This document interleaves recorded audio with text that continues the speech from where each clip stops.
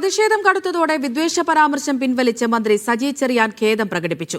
താൻ ബഹുമാനിക്കുന്ന ചില വ്യക്തികളും ആത്മീയ നേതാക്കളും തെറ്റിദ്ധരിച്ചത് വേദനിപ്പിച്ചുവെന്ന് മന്ത്രി വാർത്താക്കുറിപ്പിൽ പറയുന്നു. മുഖ്യമന്ത്രിയുടെയും പാർട്ടിയുടെയും നിർദ്ദേശപ്രകാരമാണ് സജി ചെറിയാൻ പ്രസ്താവന പിൻവലിച്ചത്. നിങ്ങൾ മലപ്പുറത്ത് നടന്ന ജില്ലാ പഞ്ചായത്ത് തെരഞ്ഞെടുപ്പിൽ നിങ്ങൾ ജയിച്ചു വന്നവരുടെ പേരൊക്കെ എടുത്ത് വായിച്ചു നോക്ക്. എന്താണ് നമ്മുടെ രാജ്യത്തിന്റെ സ്ഥിതി അങ്ങനെ പോകാൻ പാടുണ്ടോ? കാസർഗോഡ് മുനിസിപ്പാലിറ്റി എടുത്തു നോക്ക്. നിങ്ങളിത് ഉത്തർപ്രദേശും മധ്യപ്രദേശും ആക്കാൻ ശ്രമിക്കരുത്.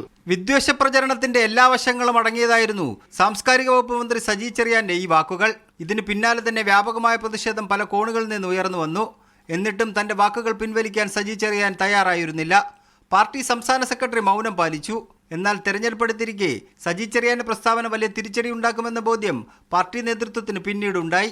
ഇതിന്റെ അടിസ്ഥാനത്തിൽ മുഖ്യമന്ത്രിയും പാർട്ടി സംസ്ഥാന സെക്രട്ടറിയും പറഞ്ഞതോടെയാണ് സജി ചെറിയാൻ പ്രസ്താവന പിൻവലിച്ചത്.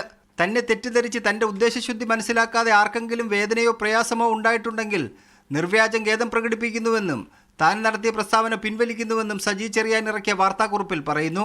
വർഗീയതയോട് സമരസപ്പെട്ടില്ല എന്നതുകൊണ്ട് ഒരുപാട് തിക്താനുഭവങ്ങൾ തനിക്ക് നേരിടേണ്ടി വന്നിട്ടുണ്ട്. പ്രസ്താവന വളച്ചൊടിച്ച് ഇപ്പോൾ പുറത്തുവരുന്ന കാര്യങ്ങൾ തന്റെ മതനിരപേക്ഷ നിലപാടിനെ വ്രണപ്പെടുത്തുന്നതാണെന്ന് സജി ചെറിയാന്റെ പ്രസ്താവനയിലുണ്ട്. നാളെ നിയമസഭ വീണ്ടും ആരംഭിക്കുമ്പോൾ പ്രതിപക്ഷം ഇത് ആയുധമാക്കുമെന്ന് വിലയിരുത്തലിന്റെ അടിസ്ഥാനത്തിലാണ് സജി ചെറിയാനോട് പാർട്ടി വേഗം തിരുത്തൽ ആവശ്യപ്പെട്ടത്. മീഡിയ 1 തിരുവനന്തപുരം.